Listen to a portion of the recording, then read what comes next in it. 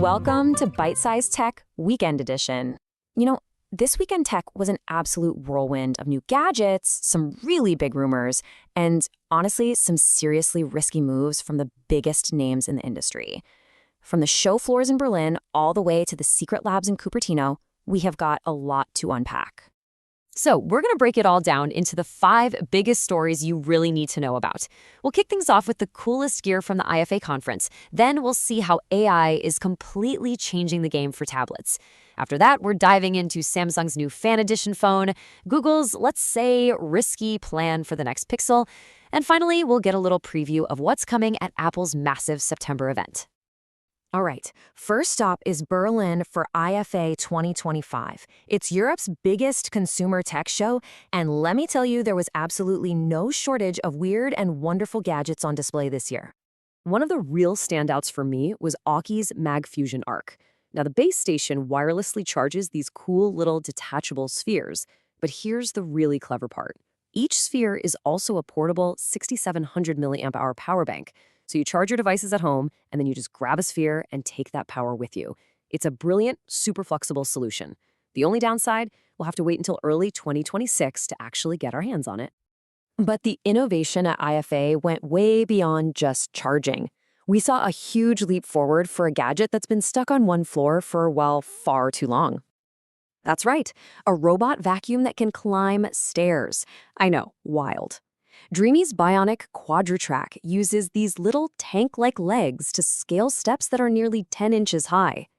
A few other standouts. XGMI's Horizon 20 Max projector, it's so bright at 5,700 lumens and has a 240 Hz refresh rate it could honestly replace your TV.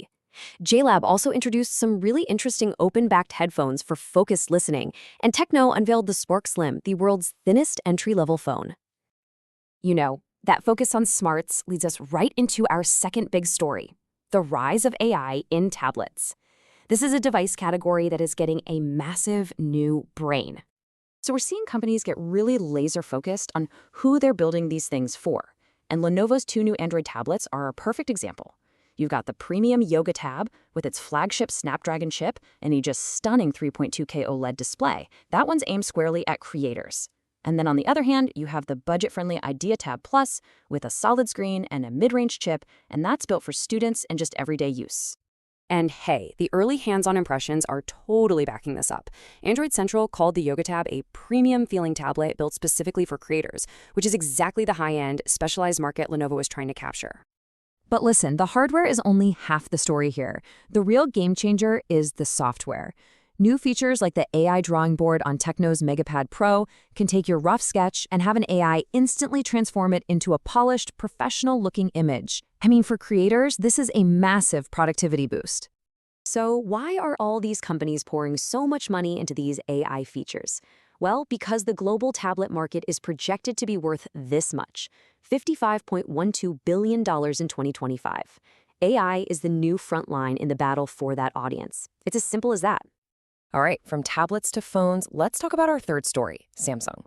They just announced the new Galaxy S25 FEO, or Fan Edition. Now, it's got some promising specs on paper, for sure, but it also raises a pretty big question about what that FE brand even means anymore. The S25 FE is getting a very respectable battery upgrade to 4,900 milliamp hours. So if you pair that with a more efficient chip, that should mean really solid all-day performance, which is great news. But great battery life aside, there's this growing confusion in the community about the identity of the whole Fan Edition line. It's getting a little muddled. Yeah, the FE brand has had a bit of an identity crisis. It started out super strong with the S20 FE, which packed all these flagship features into an affordable package. But since then, its meaning has just drifted. The Note 7 FE was a re-release with a fixed battery, while the Tab S7 FE was a clear step down from the flagship.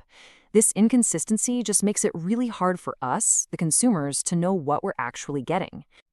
And speaking of confusing strategies, let's turn to our fourth story, which involves a potentially risky gamble from Google with its beloved budget phone line. Dooming the Pixel 10a to failure. Whoa, that's a pretty dramatic headline from Phone Arena. But honestly, it captures the community's concern perfectly. A new leak suggests Google is about to break the one rule that made its A-series phones so great in the first place. See, for years, the Pixel A-series appeal was really simple.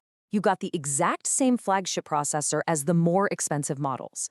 But now, rumors suggest the Pixel 10a will get last year's Tensor G4 chip, while the flagship Pixel 10 gets the brand new G5. This is a huge departure from what made the A-series so special. And here's the real gamble. If these rumors are true, Google is asking customers to pay more for a phone that has an older chip. It kind of breaks the very value proposition the A-series was built on, and it's leaving a lot of people wondering, is that trade-off really worth it? Okay, and for our final story, we are looking ahead to what is, let's be honest, arguably the biggest tech event of the year. Apple has sent out invites for its September 9th keynote, and they tantalizingly titled it Awe-Dropping. So, of course, the rumor mill is in complete overdrive. The star of the show, of course, will be the iPhone 17 line.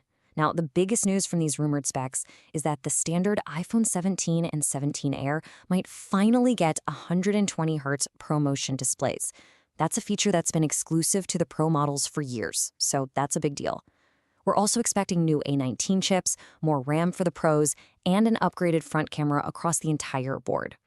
But beyond the iPhone, a new Apple Watch Series 11 is pretty much a certainty. And while the dream of a foldable iPhone is definitely alive, it's likely still years away, so don't hold your breath. What seems a bit more plausible, though, is a cheaper version of the Vision headset, maybe around $1,500, to make mixed reality a little more accessible to the rest of us. So there you have it. From stair-climbing gadgets to strategic gambles on older chips and big promises for the future of AI. It has been a packed week, and it's really setting the stage for a very interesting end to the year. So my question for you is, which of these innovations or announcements has you the most excited? If you enjoyed the episode, please like, comment, share, and subscribe.